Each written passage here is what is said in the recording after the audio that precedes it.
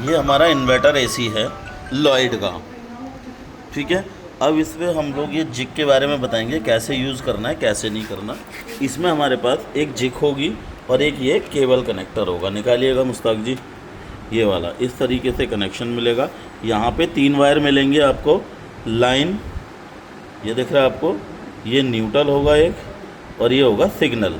तो हमें आउटडोर के लाइन पे लाइन लगाना है, न्यूट्रल पे न्यूट्रल लगाना है और सिग्नल पे सिग्नल लगाना है। बट सिग्नल में हमें क्या करना है, ये वाला वायर ये दोनों लगे रहने देने हैं, लाइन न्यूट्रल। सिग्नल हमें यहाँ से हटाना है और जो जिग का सिग्नल है वो हमें वहाँ लगाना है और इस वाले सिग्नल को हमें जिग के इस पॉइंट पे फिक्स कर देना है, ठीक है। अभी हम मुश्ताक जी करके दिखाते हैं कैसे करना है। मुश्ताक जी करिए ज़रा।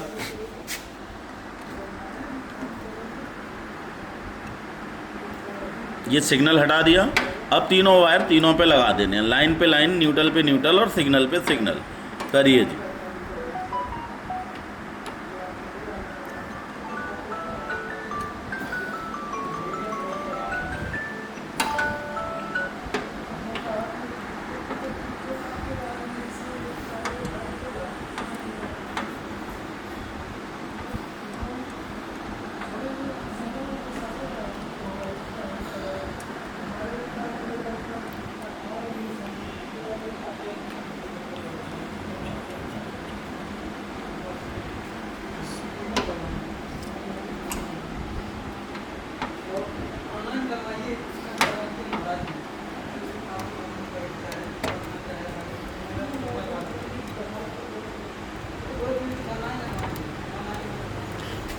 ठीक है, हमारे तीनों वायर लग चुके हैं, लाइन पे लाइन, न्यूट्रल पे न्यूट्रल, सिग्नल पे सिग्नल।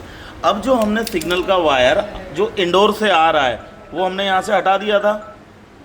इसको हमें जिग के इस हिस्से में कसना है, ठीक है। कसिए ज़रा, पकड़ना इसको ज़रा।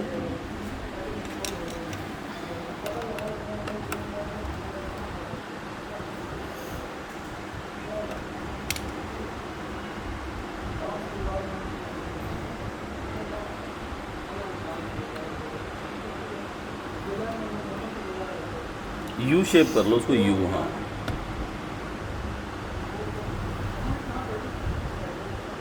वायर छोटा होने की वजह से प्रॉब्लम आ रही है ना, तो आप थिम्बल भी लेके रख सकते हो और एक वायर में थिम्बल जोड़ के आप इसको भी कनेक्ट कर सकते हैं। बट सिग्नल वायर में जॉइंट नहीं होना चाहिए ना, इसलिए मैं इसको डायरेक्ट ही लगवा रहा हूँ।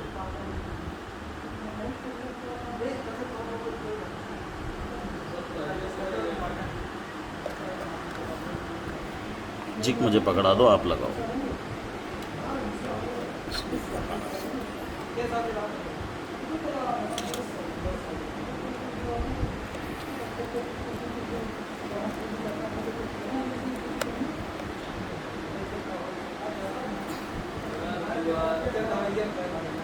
ठीक है जी, अब हमारे वायर के और जिग के कनेक्शन हो चुके हैं। ये लगा दो जी, कनेक्ट कर दो। ये इसके पावर के कनेक्शन और ये सारे हो चुके हैं। दूसरा, हमारे काम का सिर्फ ये पॉइंट है, ये हमारे काम का कुछ भी नहीं है। ये कंपनी से कभी कुछ सॉफ्टवेयर को रिपेयर करना हुआ, जिग को रिपेयर करना, तो उसके लिए सॉफ्टवेयर डाटा की केबल वगैरह है। हमें इनसे कुछ नहीं करना, नहीं स्विच बटन दबाना, कुछ नहीं करना, ठीक है। अभी के लिए कनेक्शन हो चुके हैं। दोबारा बता देता हूँ, लाइन लाइन पे लगा, न्यूट्रल न्यूट्रल पे लगा, सिग्नल पे सिग्नल लगाया। बट सिग्नल वाले वायर को हमने खोल के जो आउटडोर से आया वो यहाँ लगा दिया, ठीक है जी। चलो एसी ऑन करते हैं। उसके बाद एसी ऑन हो जाएगा, यहाँ पे रेड कलर का इंडिकेटर आ जाएगा। फैन घुमा देना। हमें कुछ नहीं करना है, सिर्फ और सिर्फ अपना मोबाइल ऐप खोलना है। कस्टमर के घर पे जाके ऐप खोलना है। ऐप ये है जिसका लिंक मैं आपको हरियाणा एएसपी ग्रुप में डाल चुका हूँ, ये खोलना है। इस तरीके से ऐप खुलेगा। हमें एयर कंडीशनर को टच करना है, यहाँ से हमें ब्लूटूथ टच करना है, क्योंकि ये जो डिवाइस दी हुई है ब्लूटूथ डिवाइस है, इसको हमें ब्लूटूथ से टच करना है। यहाँ पे कनेक्ट का निशान आएगा, कनेक्ट करना है और ये सक्सेसफुली कनेक्टेड दिखा दिया, ठीक है जी।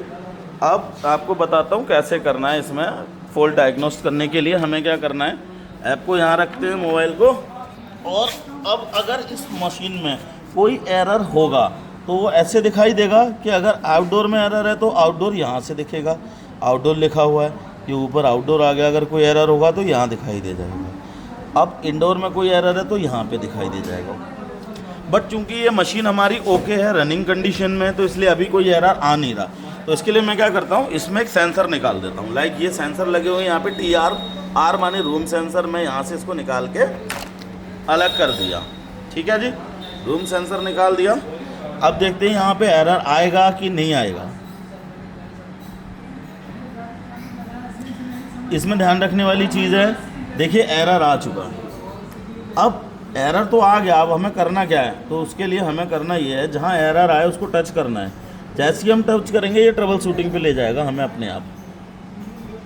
आगे यहाँ पे साफ साफ लिखा है, पढ़ लीजिएगा, indoor coil sensor failure, ambient sensor failure. तो यहाँ पे सारा उसका डिस्क्रिप्शन लिखा हुआ है, क्या करना है, कैसे करना है, चेंज कैसे करना है, क्या देखना है, वो आप करके देख के सारा काम कर सकते हैं।